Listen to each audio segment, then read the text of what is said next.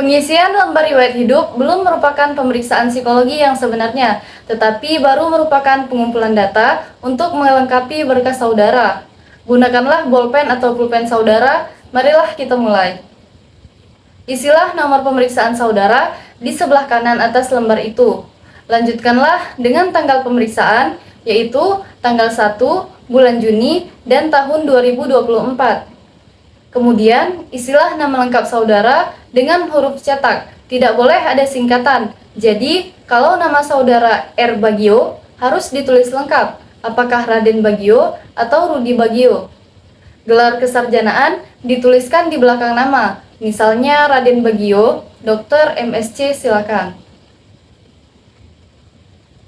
Selanjutnya, boleh ditulis dengan huruf biasa. Tidak perlu huruf cetak. Isilah tempat lahir dan tanggal lahir, yaitu kota di mana saudara dilahirkan, serta tanggal, bulan, dan tahun lahir saudara. Jenis kelamin, coret yang tidak perlu. Agama, isilah agama saudara. Status, coret yang tidak perlu. Alamat, diisi alamat lengkap saudara, beserta nomor telepon jika ada. Jangan lupa menuliskan kode posnya. Nama ayah, isilah nama lengkap ayah. Jika ayah Anda sudah meninggal, tulislah almarhum di antara tanda kurung di belakang nama ayah. Pekerjaan, isilah dengan pekerjaan ayah, misalnya Pamen TNI AD, pensiunan Depdikbud, pegawai Kaltex, dan sebagainya. Jika ayah telah meninggal, tulislah pekerjaan terakhir ayah. Alamat ayah, jika sama dengan saudara, cukup tuliskan idem saya. Jika beda alamat, tulislah alamat ayah secara lengkap, termasuk kode pos dan nomor teleponnya jika ada. Kalau ayah telah meninggal, alamatnya dicoret saja. Nama ibu, isilah dengan nama kecil ibu, bukan nyonya mengikuti nama ayah. Jika telah meninggal, tulislah almarhumah di antara tanda kurung. Tulis pekerjaan ibu kalau ibu bekerja. Jika tidak bekerja, tulislah ibu rumah tangga. Alamat ibu, jika serumah dengan saudara, tuliskan idem saya. Jika sama dengan ayah, tulislah idem ayah. Kalau berbeda, tulislah alamatnya yang lengkap, termasuk nomor telepon dan kode posnya. Kalau telah meninggal, alamatnya dicoret saja. Jika telah selesai, marilah kita lanjutkan lagi. Di bawah garis terdapat beberapa judul yang berbeda. 1. Pendidikan. Sejajar dengan SD atau sekolah dasar, tulislah nama sekolah dasar saudara, tempat atau kotanya di mana, dan tahun lulus tahun berapa. Sejajar SLP atau sekolah lanjutan pertama, isilah dengan nama SMP saudara, tempat atau kotanya di mana, dan tahun lulus tahun berapa. Sejajar SLTA atau sekolah lanjutan atas, diisi dengan nama SMA saudara, tempat atau kotanya di mana, tahun lulus tahun berapa. Di belakang tahun lulus, harap dituliskan jurusan yang ditempuh di SLA, misalnya A1, A2, A3, atau A4. Sejajar dengan universitas atau akademi, tulislah nama universitas atau nama akademi saudara, tempat atau kotanya, dan tahun lulus tahun berapa. Kalau belum lulus, di belakang tahun lulus harap ditulis sampai semester atau tingkat berapa. Jika ada jurusan, silakan ditulis di belakang tahun lulus. 2. Kursus atau upgrading. Apabila saudara pernah mengikuti kursus, tulislah 3 kursus paling yang pernah diikuti. Macam kursusnya apa? Misalnya mengetik, tata buku, komputer programming, bahasa Inggris, dan sebagainya. Tempat kursus yaitu di kota di mana kursus itu diselenggarakan. Lamanya kursus berapa bulan, pada tahun berapa, atau dari tahun berapa sampai tahun berapa, dan instansi penyelenggaraannya siapa, misalnya LPKIA, TRIAD, les privat, dan sebagainya. Jika tidak pernah mengikuti kursus, harap dicoret seluruhnya. 3. Pengalaman bekerja. Bagi saudara yang pernah bekerja pada instansi tertentu, tulislah pengalaman kerja yang penting saja. Nama instansi, tempat saudara bekerja, tempat dan kotanya di mana, jabatan saudara apa, dan lamanya kerja berapa bulan, pada tahun berapa atau dari tahun berapa sampai tahun berapa. Kalau belum pernah bekerja, harap saudara coret semuanya. 4. Kehidupan berorganisasi. Bagian ini hanya diisi kalau saudara pernah ikut aktif dalam sesuatu organisasi di luar sekolah, misalnya pramuka, karang taruna, organisasi olahraga, dan sebagainya. Untuk organisasi di lingkungan sekolah yang keanggotaannya otomatis hanya diisi kalau saudara menjabat sebagai pengurus, seperti misalnya pengurus OSIS atau senat mahasiswa dan sebagainya. Tulis 3 organisasi yang saudara anggap penting yang pernah diikuti.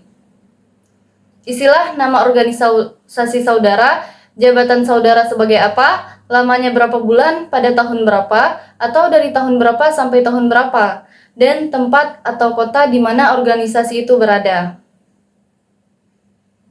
Sekarang, balikanlah lembar riwayat hidup itu. Marilah kita lanjutkan.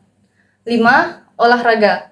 Di bagian ini ada bagian aktif dan pasif. Yang dimaksud dengan aktif adalah bahwa olahraga itu sampai dengan saat ini masih tetap saudara lakukan. Sedangkan pasif adalah bahwa dahulu olahraga itu pernah saudara lakukan, tetapi sekarang tidak dilakukan lagi.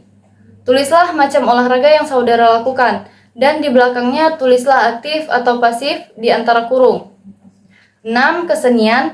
Cara mengisinya sama dengan nomor 5, olahraga tadi. Silakan saudara isi. 7. Kegemaran atau hobi. Tulislah kegemaran atau hobi saudara. Semuanya terserah kepada saudara. Apa yang akan dituliskan? Silakan. 8. Cita-cita. Harap saudara isi dengan cita-cita yang konkret atau real. Misalnya, ingin menjadi direktur bank, ingin menjadi arsitek, ingin menjadi kritikus sastra, atau yang lain. Jangan menuliskan ingin menjadi warga negara yang berguna bagi nusa dan bangsa, ingin menjadi ibu atau ayah yang bijaksana, dan sebagainya, karena cita-cita semacam itu terlalu umum dan kurang jelas. 9. Saya anak ke. Isilah dengan urutan atau posisi saudara dalam keluarga. Apakah anak ke-1, 2, 3, atau keberapa, terutama saudara kandung. Kalau saudara anak ke-1, maka kolom kakak dicoret semua. Saudara hanya mengisi kolom adik jika saudara mempunyai adik. Mulailah mengisi dengan jenis kelamin adik yang pertama dengan melingkari huruf L untuk laki-laki atau huruf P untuk perempuan. Kemudian, tulislah di kolom pekerjaan atau sekolah, instansi dan jabatannya kalau sudah bekerja, atau sekolahnya dan kelas, atau tahun keberapa jika masih sekolah. Lanjutkanlah sampai dengan adik saudara yang paling kecil. Jika saudara anak ketiga, maka kolom kakak harus saudara isi dengan data kakak. Lingkarilah jenis kelamin kakak saudara, kemudian isilah kolom pekerjaan atau sekolah seperti dijelaskan tadi. Lanjutkanlah dengan kolom adik, apabila saudara mempunyai adik. Jika saudara tidak mempunyai adik, kolom adik harap dicoret seluruhnya. Kalau saudara anak tunggal, kolom kakak dan kolom adik dicoret seluruhnya.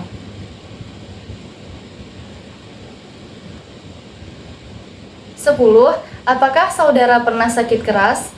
Pertanyaan ini harap dijawab. Jika saudara pernah sakit keras, yaitu sakit yang memerlukan perawatan lama atau yang dirasakan berat, lingkarilah kata pernah. Kalau tidak pernah sakit keras, lingkarilah kata tidak. Kalau pernah sakit keras, jawablah pertanyaan di bawahnya. Tulislah apa penyakit saudara waktu itu, dan bila mana terjadi, cukup dituliskan tahunnya saja. 11. Apakah saudara pernah mengalami kecelakaan berat?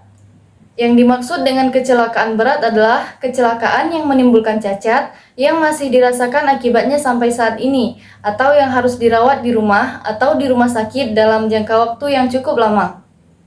Kalau pernah, lingkari kata pernah. Jika tidak pernah, lingkari kata tidak.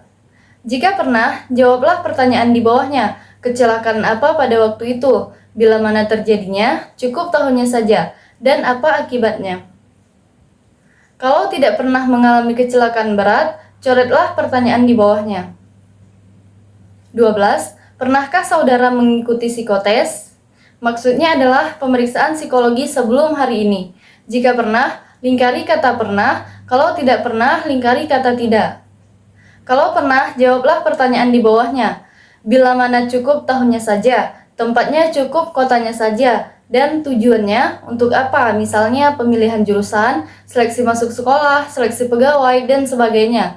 Jika lebih dari sekali, harap dituliskan semuanya. Kalau tidak pernah, harap pertanyaan di bawahnya dicoret semua.